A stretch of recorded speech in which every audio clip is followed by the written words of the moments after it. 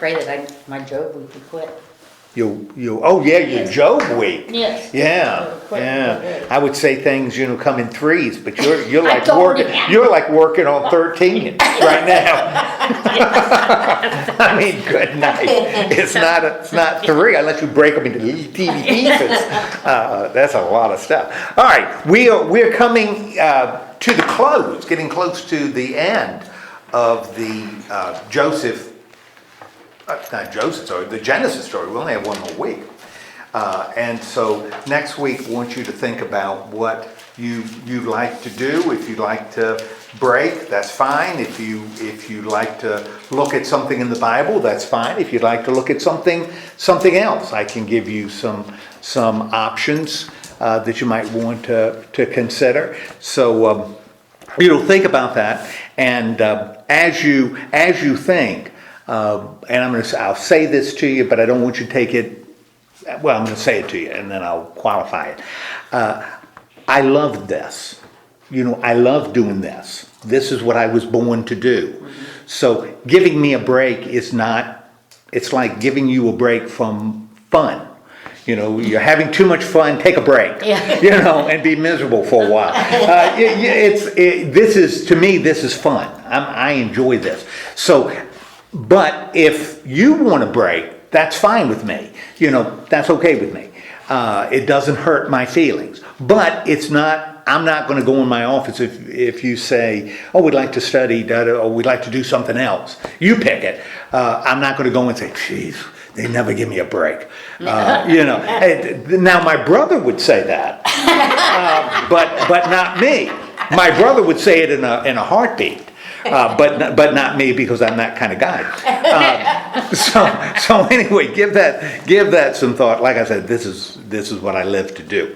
So we're coming to the close of the Genesis story, and man, we've done a lot of stuff in Genesis. Jeez Louise! What are some of the stories that you find memorable? Well, it's the beginning. Okay, the creation stories, they were pretty. What do you find meaningful in the creation story? And by the way, which one do you find most meaningful? The first or the second? Oh, because of the flood. Is that what you mean? Oh no. Remember, why would I say which one? The first or the second?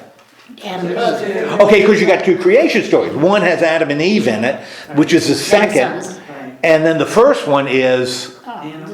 That 6-day creation, 7th-day rest. So you have two creation, and both are important because they teach two different lessons about who God is and who humanity is. And of course, I preached that on Sunday. In fact, used part of the first chapter for my sermon on Sunday. So. So we got two. Both of them can be meaningful. We can find meaning. What would be the meaning you take away from the first one? That 6-day creation. We're to take care of creation. Okay, that part of it is we are the cherry on top of creation, and we got a responsibility to take care of everything. God made. Just when you go outside and you see the grass and the blue sky, it's just amazing. Right. Yes. And when you get stung by that bee, say, God created. That's right. You say amen. But not when you get bit by the cat. And I think when you look at those things and say, my gosh, what an incredible place we live. That's kind of in response to that first chapter, because we've got a God of great structure and that everything is good, including us. But that we also, since we carry His image, the image of God, we represent God here on earth. That's what we were made to do, to represent and to treat them as He would treat them, not as we would treat them, but as He would treat them, because that's our responsibility. So that's really the first chapter. The other one, we've got this more intimate story of God creating Adam out of clay, out of dirt. The little mud. The little mud man that He creates and into which He breathes life. breathes life. So he carries the breath of life with him, as do other things. And rather than the cherry on top of the sundae, Adam becomes kind of the ice cream, that provides the base of the sundae, and everything is created around for him. So we've got this wonderful, so we got, good gracious, we got Cain and Abel, we got Noah, we got all the Babel story, we got the story of the patriarchs. And who were the patriarchs? Who were they? Abraham and Isaac and Jacob. And we assume who? Joseph. Yes, you're smiling. So Joseph.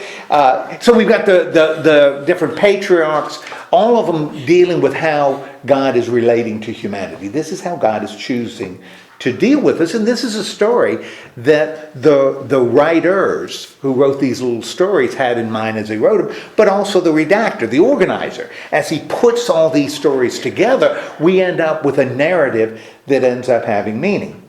I've mentioned it before. This redactor, this organizer, isn't the only one that did it. There's another one called the Book of the Jubilees, which have the same stories put together by somebody else. Now, the Jews didn't consider that inspired, so that's not part of their scripture, and Christians didn't, but it's another story that is an ancient collection that does the same thing. It's putting together these stories into a narrative that has meaning.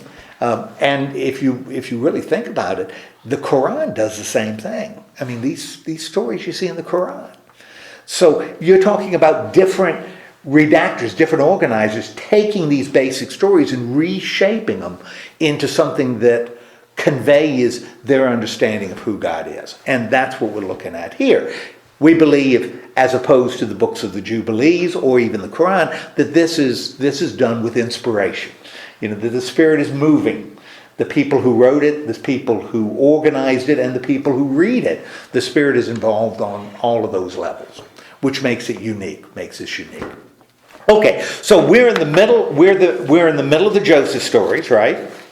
Or really coming close to the end. Coming close to the end. We're going to end it next week. And tell me just in a nutshell, what is Joseph's situation? How did he get to where he is now? His brothers were jealous of him. His brothers were jealous of him, and they did what? They sold him to a bunch of Ishmaelites. I've always been nervous when I saw Ishmaelites pass through the neighborhood.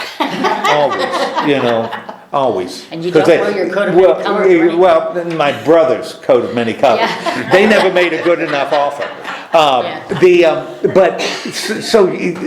So Joseph was sold in Egypt. What is apparent about Joseph? He is so blessed. Okay, he is blessed. Yeah. And blessed by God. In Egypt, because every time something happens, he's blessed. He ends up being good, rising to the surface, and and he recognizes that God is doing that. So he did it. It happened with Potiphar, and then it happened with the jailer, and now Joseph is where? He's the governor. He is the governor. He is the second in charge. He is the number 2 man in Egypt. And why is he number 2? Because of his dreams. Because, is he number 2 because of his dreams? No, he's number 2 because he could interpret dreams. Yeah.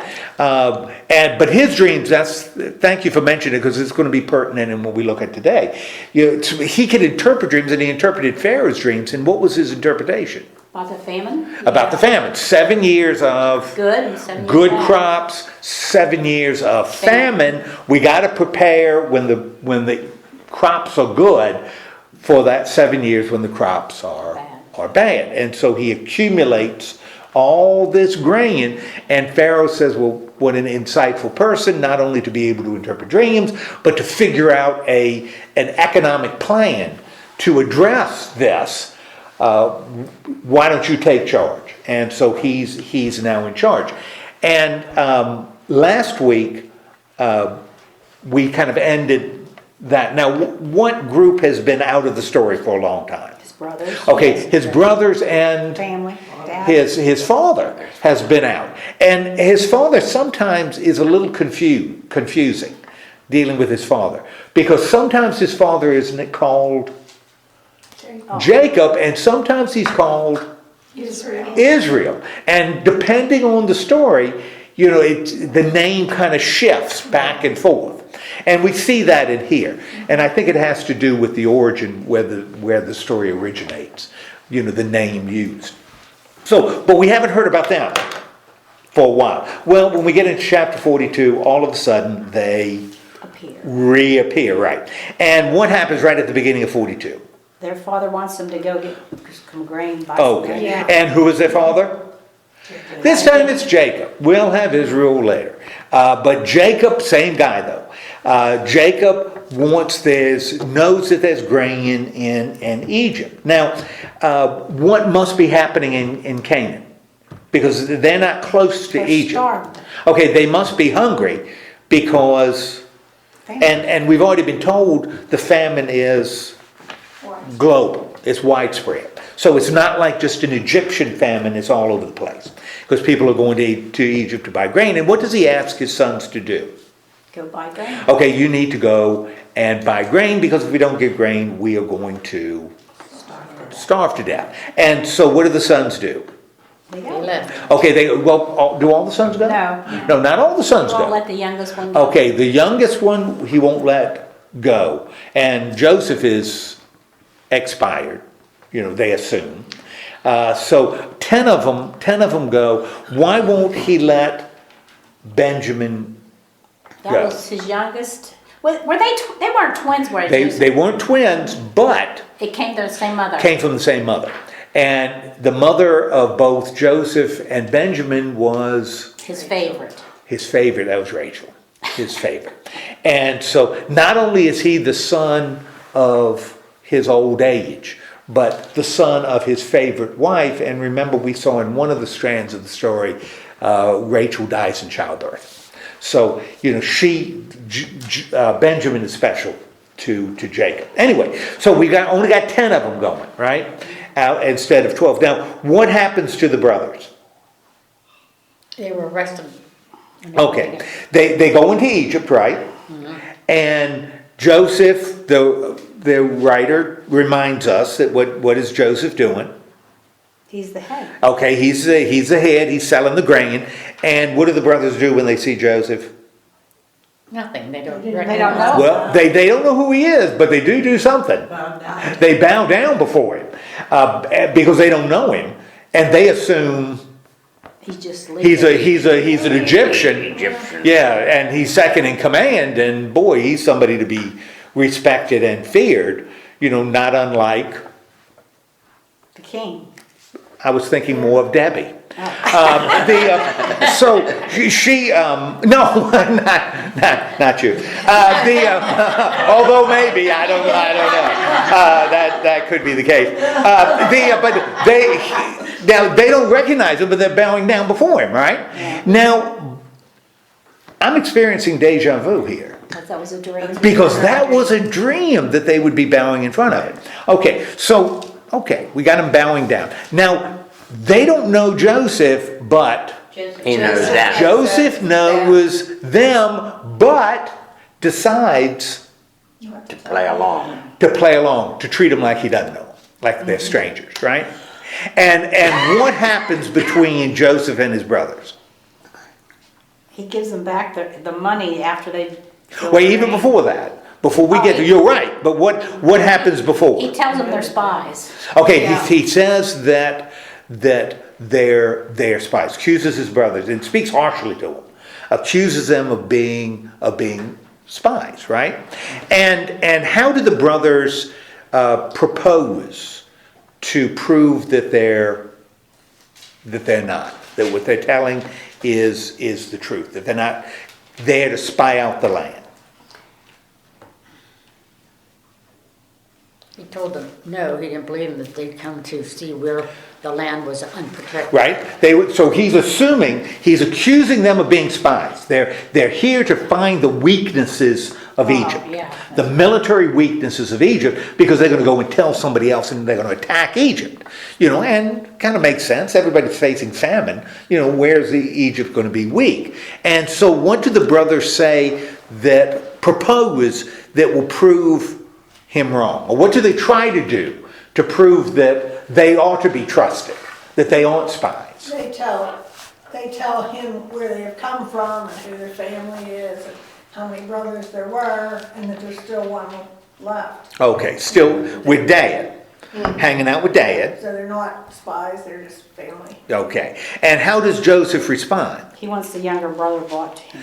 Yeah, in other words, what does he say to him? What you say doesn't prove you're not spies, but I got an idea. Bring them to me. You bring your brother to me, and then I'll know that You're telling me? you're telling the truth. Okay.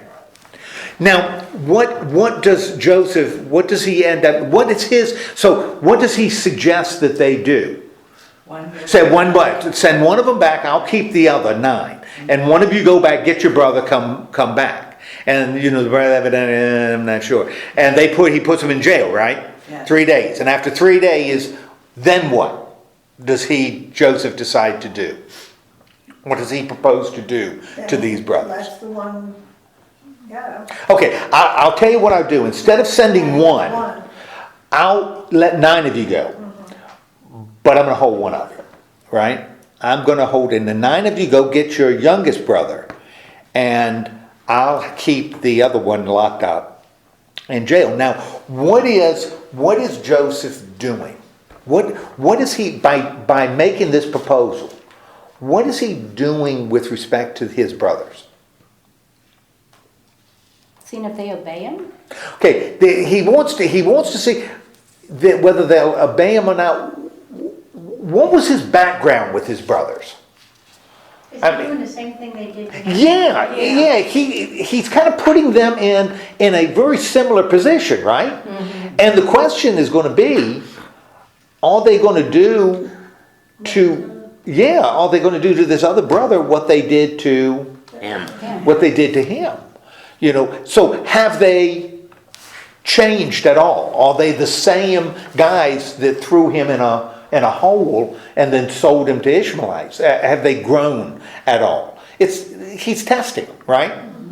And what do they? How do they interpret? And the writer is giving us a little insight into what's going on inside the brothers, inside their heads, because it says they say to one another. So they're not saying it to Joseph. But we, the writer tells us what they're saying to one another, so we know, right? Well, they feel they're being punished. Okay, Yes. they end up feeling they're being punished. And why are they being punished? Because they did to Joseph. Okay, Yeah. they're being punished for what they did to Joseph, which becomes kind of pertinent, right? Because what do the brothers then, and they're saying it to one another. It's not like one of them is saying it to one another. What would that indicate in terms of how the brothers are feeling now? Guilty. Okay, they're feeling some guilt. They're feeling some... They've carried that for years. Yeah, they've carried this for years. And when we get the story of Joseph being thrown in a hole and sold to them, we don't see any regret. I mean, after they do it, they, dip his coat in blood and tell his dad that he got eaten by a wild animal. You didn't see a lot of guilt and regret. But now the writer tells us that they do feel it. Which even if, regardless of whether what they do with the test, we, the reader, know that the brothers are what? Remorseful. Oh, remorseful. The brothers are feeling some kind of remorse. They're learning, right? Now, how does Joseph react? He wanted to cry when they weren't looking. Yeah, it's really interesting. They say this among themselves, right? And they're speaking in their own language. They're speaking in their own language. And they assume since Joseph is an Egyptian, He don't he doesn't understand. But Joseph does understand because they're speaking his language. So he knows what's happening with the brothers, right? Okay, so they return, and what do they end up deciding to do? Well, by the way, who steps up And this is because we're going to see him again a little bit Reuben? later. Reuben steps up. And what does Reuben say? Didn't I tell you not to? You know, I run away? told you this was going to happen. And we remember in that story, or at least that one strain of the story, Reuben was the one that said, Don't remember what he kill him. said? Don't kill him. Put him in the well. Put him in a well, let him starve to death, and then Reuben was going to go and save him later. So in that story, Reuben was the hero. Now, again, this is really interesting. I don't know how crucially important it is, but it is really interesting because Reuben is one of the northern tribes. Is one of the tribes of the north.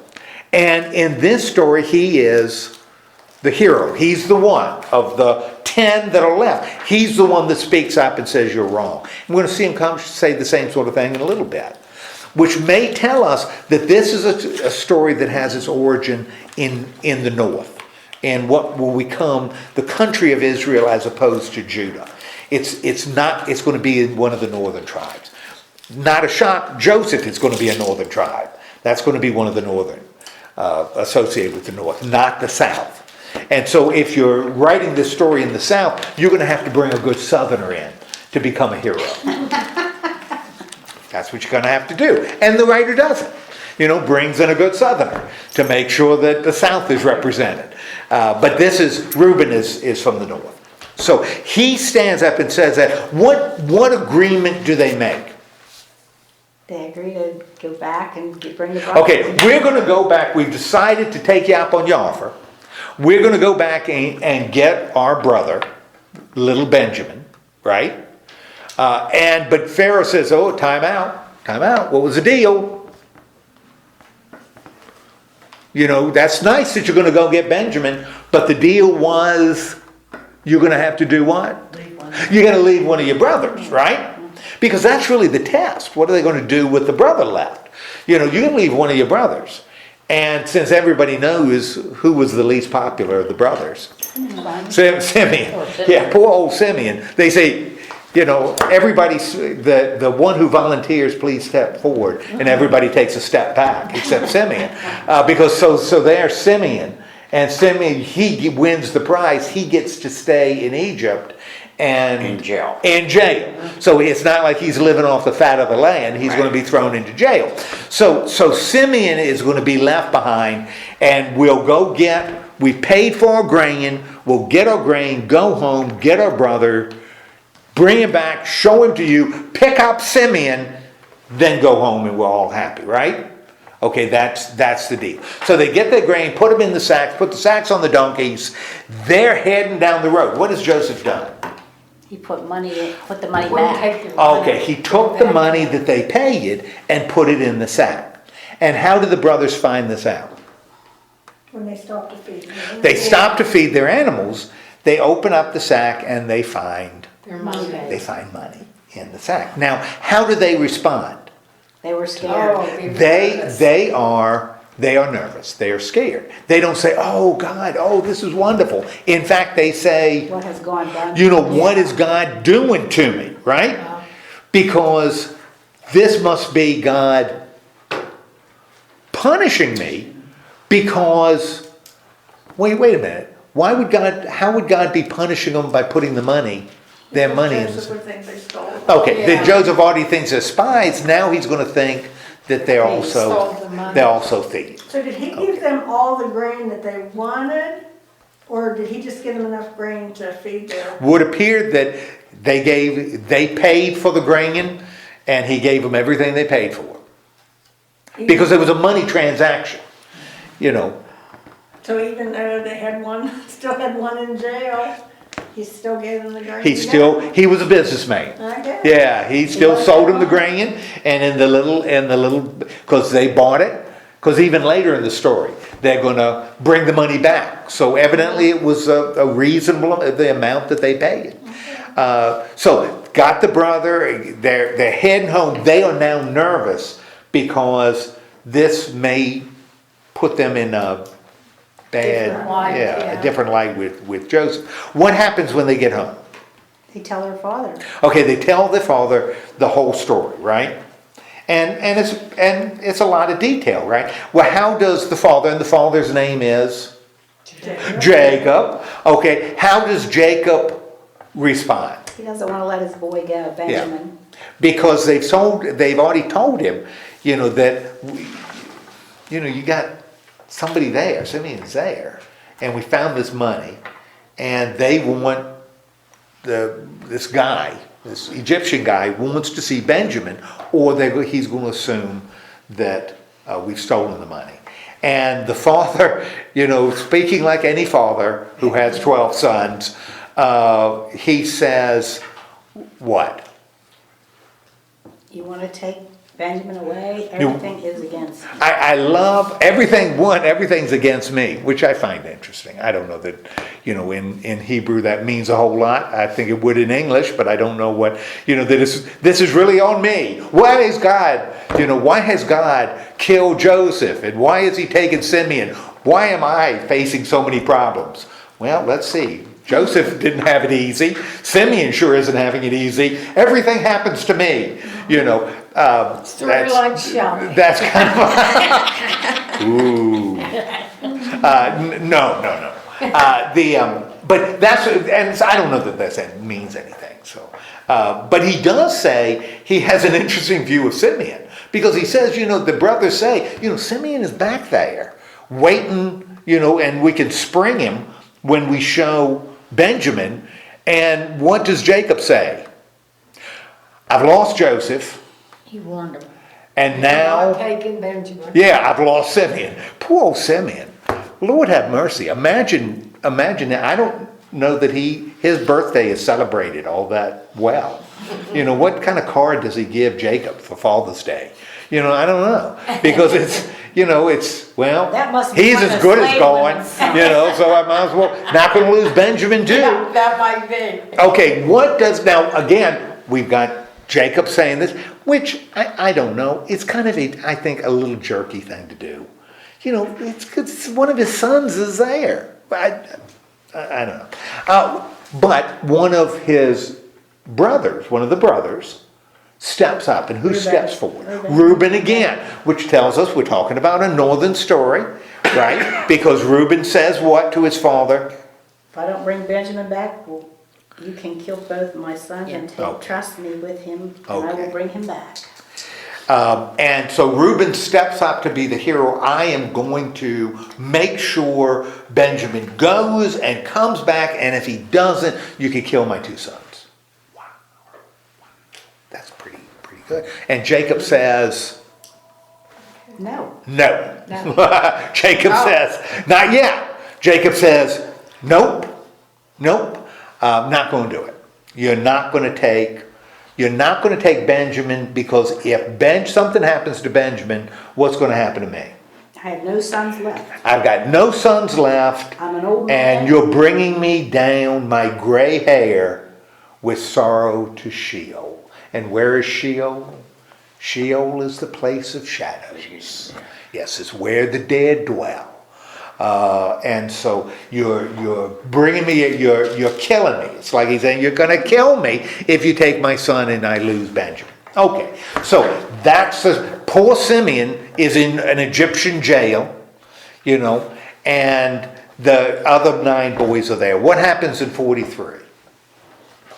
They take Benjamin to Egypt. Well, why do they decide they're going to go to Egypt now? Because the famine is not getting any better. And they have run out of grain again.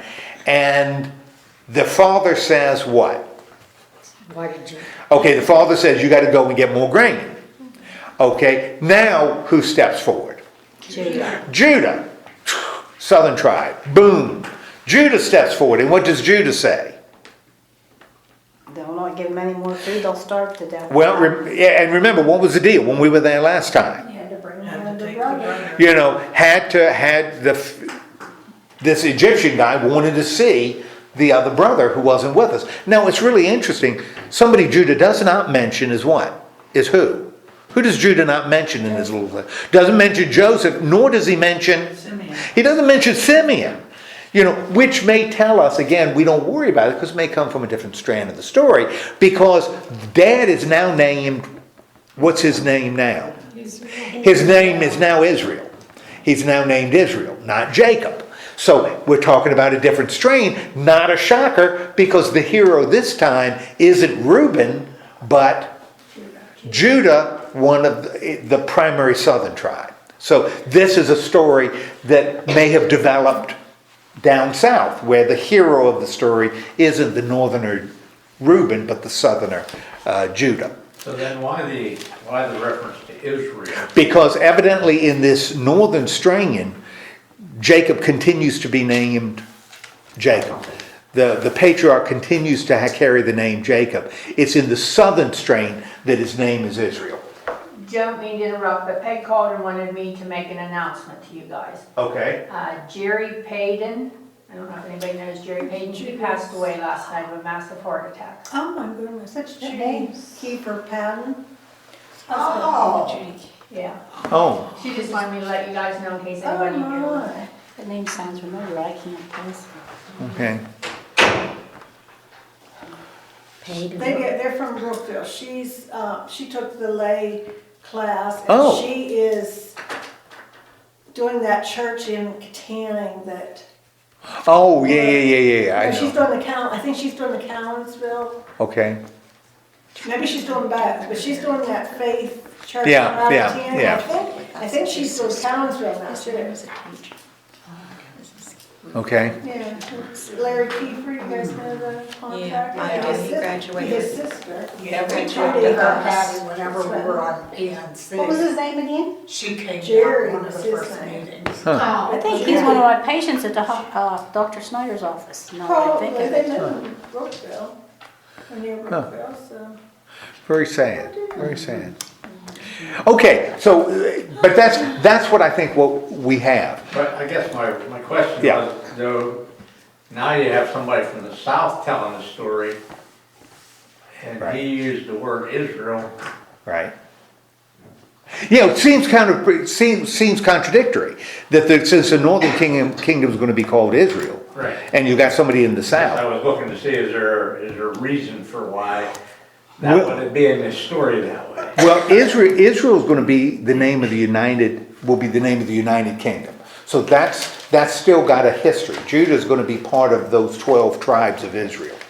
But evidently the story of the wrestling with the angel must then, as we kind of project back, maybe a southern story. A story that originated in the south. Now, that's more like just something to be, say, oh, well, that's kind of interesting. Doesn't change the meaning. But it does show that there's a dynamic. There's a dynamic going on in the work itself. That we've got these different strands that seem to emphasize different things depending on where they develop. I think I mentioned this before. One of the things we see when we look at the Abraham and the Isaac stories, the locations tend to be in the south, southern locations. That's where they go. The Jacob stories tend to be northern locations. When he's in Canaan, in Palestine, they tend to be northern locations, which may tell us that that's where these stories are. That's where they're having their origin there. Now, do they have implications in the future? Well, maybe. We're going to see some implications much, much later when we get into the David and the Saul stories. This break between north and south, where the stories come from, because you're going to have entirely different accounts when you're looking particularly at the Lord stories and the priests, the stories that are coming from the priests. Their emphasis is going to be very different, and they're going to kind of be blended in. But that's a real good question, because it almost sounds counter-intuitive. That would kind of tell me that the wrestling with the God or the angel or the demon, however you want to see it, before he met Esau was probably a story that originated in the south, where the name was officially changed. Okay, but we're going to see this in this story. It shifts back and forth. Okay, so what does Israel say in response to Judah's offer? Judah makes this wonderful offer, that I will make sure that Benjamin is protected. If not, you could Well, he take wants to know it what out they of even me. told him about Benjamin. Yeah. Okay, yeah. Why they did that. And what was their response? Well, he just kept asking a lot of questions, so we told him Which is kind of interesting, because this guy in Egypt seems to know the family. the family, which becomes kind of interesting in it. And if, as we read it, we find that interesting, I gotta believe the writer intended it. Because I'm picking this out from what the writer wrote, which means the writer kind of wants to invite us right here into, but we know who Joseph is, that he's giving these clues that Joseph, even the brothers, maybe need to be a little aware of who he is. Like I said, this is more like Columbo than Agatha Christie, because we know who did it, who done it. Yeah, it's not a mystery being solved, it's how it's being solved, how is it working itself out. Okay, so what does Israel finally agree to do? Let Benjamin go. Okay, we're going to have to, because we're hungry, and we're going to let Benjamin go there with the brothers. We're also going to do what? Because you still got this problem with They gave the the money, back. right? Because the money was in the sacks, so we're going to take double the money. So you pay the money back Give them that some you, gifts. and we're going to pack some gifts, and it is like a Christmas gift pack, right? What does he end up putting in the box? Goes down to Hickory Farms and buys what? Honey, spices. Honey, spices, Nuts and all. pistachio nuts, yeah, almonds, and what everybody wants, Perfume and honey. resin.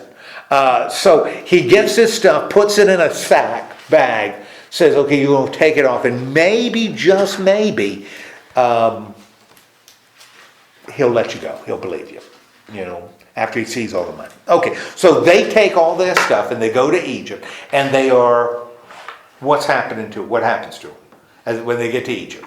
They are standing before Joseph, and they still don't know Who he is. who he is. And who is now standing with them? Benjamin is there with him. And what does Joseph then do? Okay, we got to get a meal. We're going to have a big meal for these guys. Okay, which seems sort of strange, because these guys are what? His brothers. Well, they're brothers, and they're He just... thought they were spies. Yeah, they're just nobodies. Yeah, and he thought they were spies to start with. And, they're not anybody important, so it's not like it's a state dinner. It seems It's done kind at of... his house. Yeah, it's right in his own house. So what do they end up doing? And when the brothers here get the invitation, what's going through their mind? They're afraid, they thought he was gonna attack them. Yeah, they're kind of afraid. They assume he's doing what? Just luring them in. Yeah, he's setting them up, right? He is setting them up. And so as they have this conversation with the steward, and what do they tell to the steward? They tell him the little story, right? Yeah. Of what happened with the money. So if your master thinks that we stole it, this is what happened. And we brought the money back, and we brought more. So, and the steward says to him, Don't worry. don't worry. God's God is, and the God of your father must have done it because it's in my book. I got the money. Oh, Yeah, yeah, he said he received the payment. Yeah, I received the money. So it's not, don't think my boss is going to come down on you for stealing the money, because as you can see in the books, It's paid. I was paid and the money was deposited. Here's the slip, right here. Okay, so don't worry about that. Now what happens? Now who is brought to him? Whew, poor old Simeon has been sitting in jail for a while. He comes out to him, and then what do? They wash their feet. Okay, they end up getting ready for The meal. For the meal, right? And what happens, so they're here at the meal, what happens with Joseph and his brothers?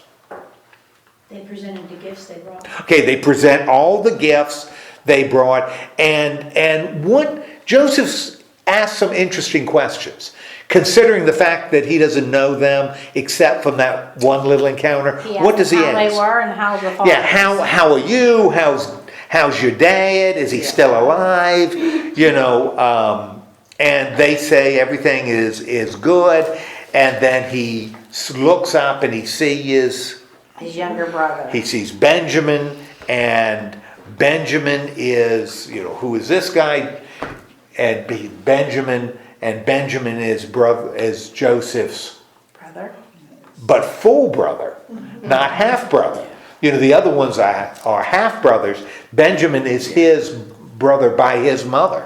And so what happens when he sees Benjamin?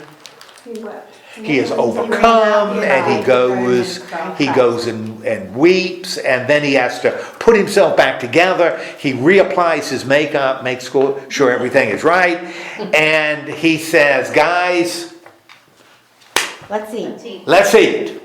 Okay? And what happens as they eat?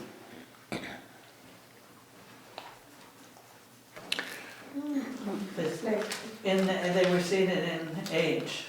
Yes, a couple of things are interesting. One, when they sit down to eat, Joseph sits With the Hebrew. at this table, Oh, and the Hebrews sit at another. that table, right? Why are they sitting at separate tables? Because they're disgusting. Because Hebrews are disgusting, and it leads to Egyptians. You know, it's an interesting use of Hebrew here, because Hebrew refers to an economic class, social class. Doesn't refer to an ethnic class. Hebrews are slaves. So, you know, the bosses don't eat with the workers. You know, Egyptians don't eat with, unless you got a good union rep, right? Right. Yes, that's right. And I sit down. you sat down and ate with them. Yeah. We've got them at separate tables. But Barb, that seems odd. You know, he lines them up, sets them according to age. And who is surprised at that? Everybody is surprised, because how could This guy knows this guy know their age, their relative age? I'm not even sure Jacob knows their relative age, you know, but Joseph does. Okay, so they have this dinner, and some interesting things are happening at this dinner as they're bringing out the food. You know, they put food in front of Reuben, and food in front of from Judah, and food in front of Issachar and Dan and Naphtali, and then in front of Benjamin. The little guy gets most. You know, He gets 5 times as yeah, much. Lord have mercy. He's got 5 ears of corn. He's got 5 pork chops. He is cooking. So he's got all this food, which also seems Odd. odd, but that's okay. So they eat the dinner and they're getting ready to go, right? They had a good time first. Oh, they had a good time. Yeah, they ate, drank, and really enjoyed themselves. And now it's time to go. Party's done. And what's the situation when they leave? The grain was full in their sacks. Okay, they're going to fill up the sacks. But this is a business transaction, right? He's selling grain. Give them the grain they bought. Fill up the sacks. Don't skimp. You know, don't put your thumb on the scale. Give them what what they paid for. But also Put their money put the money back in the sacks like we did before. And something The else. silver cup. Going to take my silver cup. And evidently this silver cup is special. Because by its nature, silver is special, but not hugely special. You know, there's silver floating around. But we're going to find that this cup is special. So we're going to take the silver cup And we're gonna put that in one of the bags. Which bags? Benjamin's. Okay, gonna put him in Benjamin's bag. And the brothers leave, right? And as soon as, evidently they left during the night, which is not unusual. A lot of people travel at night, right? In the world where it's hot and it's cooler. When the sun comes up, what do the brothers say? They find out that silver cup is in Benjamin. You got sirens, right? You got lights, flashing lights, right? Because the police are after them. And they say, tell them what? What do the brothers hear? Well, Joseph says, go after him, right? Because he is missing his cup that he uses to Drink from. Well, he also learns about the future. about the future. This is sort of his future cup. He looks in and can see things. Yes, in the future. So this is a really important thing. Now, how do the brothers react? I'm gonna probably scared to death. Okay, they're pretty scared, right? And they don't know what he's talking about. Don't know what he's talking about. None of them, because They thought they were none of them innocent. stole it. In fact, they why would we do this, right? Mm-hmm. Okay, and then they make a promise that they might regret later. If you And find that what cup on one of promise? us, then kill him. If you The rest- find the cup with one of us, Kill him. And the rest Okay. of us will become slaves. what happens? They find it in Benjamin's sack. They go through the sacks, right? And they find the cup in Benjamin's sack. All right, which means Benjamin's in Hot water. big Trouble. trouble. But the deal was, remember, that although they said, kill the one who took it, we'll be slaves. They said, no, we're not going to do that. The only person we want is The one the one that did Where it. they He's going to be the slave. Ooh, going to be a slave.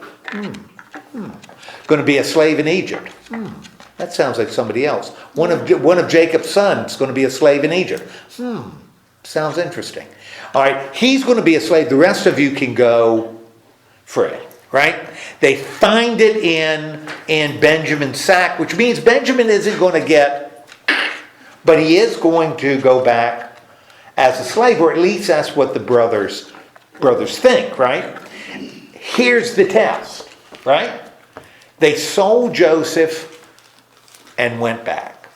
Even to a certain extent with Simeon. They left Simeon and went back. Now you've got Benjamin is going to go, and his future is slavery, right? Who steps up? Judah steps up. Judah is the hero in certainly this part of the story. And what does Judah do? It says, God has shown that we are guilty. Okay. Now we are all your slaves, especially Okay. the one that had the cup. All right. That Judah steps up. The test then was, are they going to leave Benjamin and go home? And Judah steps forward and he says, what? God has shown us we're guilty. We're guilty. We're not going to do that. We're not going to leave him. Which would show Joseph what? Remorse? Okay. That shows Joseph remorse that the brothers have changed, right? They aren't treating Benjamin like they treated Joseph. Okay, so the brothers have changed. Again, what name is not mentioned in this? No mention of Simeon. Simeon is not mentioned, poor Simeon. But we do have Benjamin mentioned. And so they're not going to leave Benjamin. And what does Joseph then do? After his brothers Judah, speaking for the brothers, say, I will not leave, I am not going to leave Benjamin to be a slave. What does Joseph I will have? never punish all of you. Only the one who was caught the cup will become my slave. The rest of you are free to go. That's right. And Judah says, no, not going to do it. We are not going to do it. We made a mistake once, right? Mm-hmm. Don't know what happened to our brother. Somewhere in Egypt, if he's still alive, he's a slave. Did it once, will not do it again. Not going to do it again. And I'm not going to go back to Dad and tell him, Another one of his sons. yeah, another one of his sons is in here. I'm not going to see my father suffer. I am not going to do that. And remember, the brothers had no trouble seeing the father suffer when they were dipping the coat with the long sleeves into goat blood. That wasn't a problem. But now Judah says, speaking for his brothers, we're not going to do that. And when Joseph hears what Judah says, what happens to him? What happens to Joseph after he hears this wonderful speech that Judah makes? He cries, doesn't he? Well, it says he can't control himself anymore, right? This is 45, right? Mm-hmm. Right at the beginning of 45. He can't control. And he says what to his... I wasn't that far. What does he say? Well, Judah gives this long speech, what does Joseph can't control himself anymore, and he says, send everybody away. And what does Joseph do? He tells him he's Joseph. He tells them that he's Joseph. He makes himself known to his brothers. And he is crying so loud. What does it say? The Egyptians are him. Okay, even the Egyptians here. And Joseph says to his brothers, I am Your brother. I am your brother. I am Joseph. And how do his brothers respond? Okay, they're nervous because they're still thinking, this guy may be setting us up. And then what does he invite him to do? Come close to him.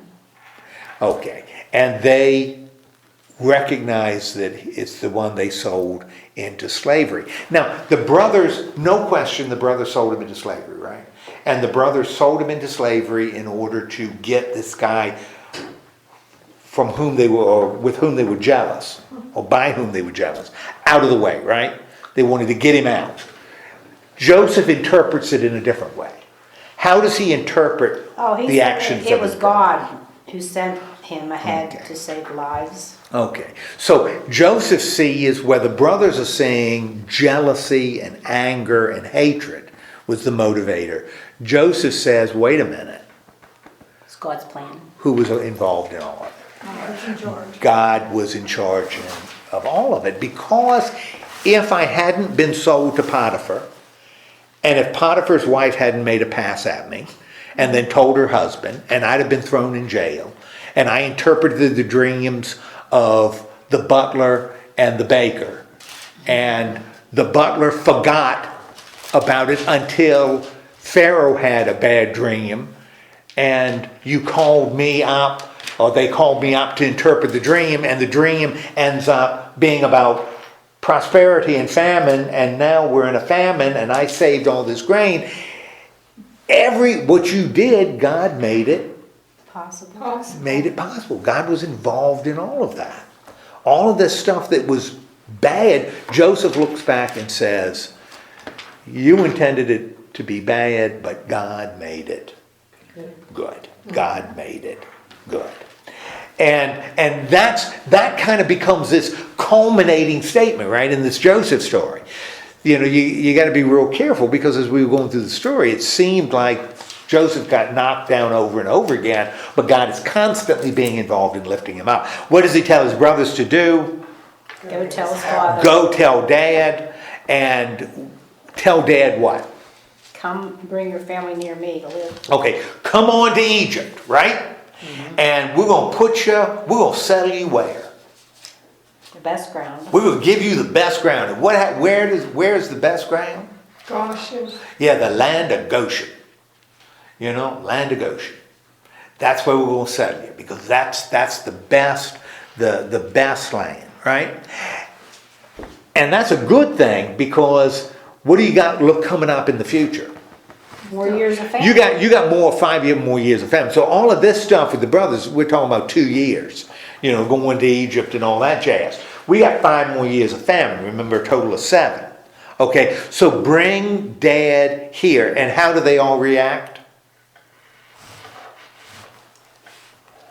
How do the brothers react? Oh, they're all so happy. Big family reunion, right, with Joseph. How does Pharaoh react?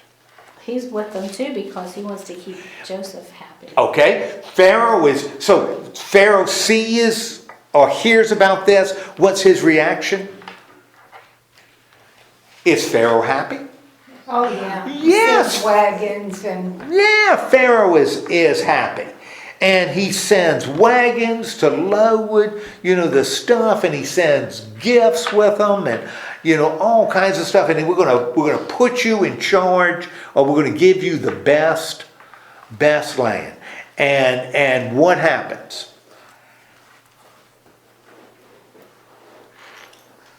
Go back home.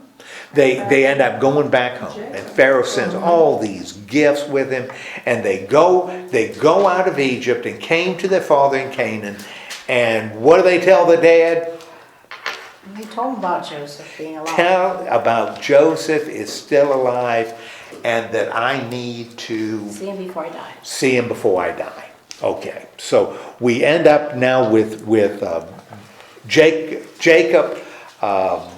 Ready to go to Egypt, right? To see his son Joseph. Now that becomes kind of important because we got to get the Jews to Egypt, right? So this is a story because we got a little bit later in Exodus, the Jews are going to do what? They're going to leave Egypt. So we got to get them to Egypt, and this is the means by which we can get the Jews to Egypt. Joseph bringing. And in fact, mentioned, the fact that Pharaoh was happy.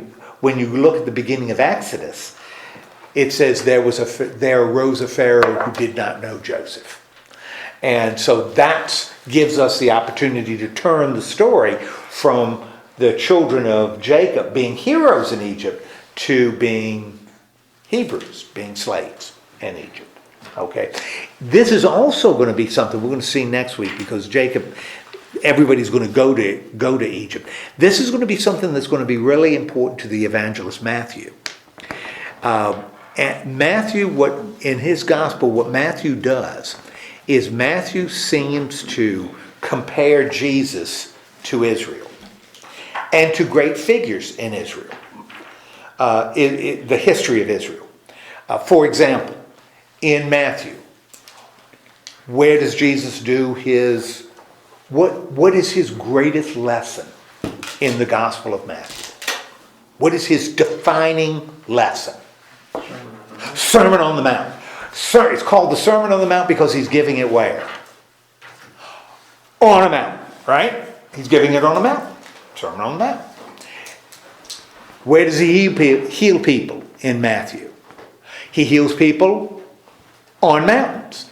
Great things are done in the Gospel of Matthew are done on mountains. You look at Luke, Jesus doesn't do the Beatitudes. In fact, Luke goes out of his way to say he's doing it on a level plain, not on a mountain.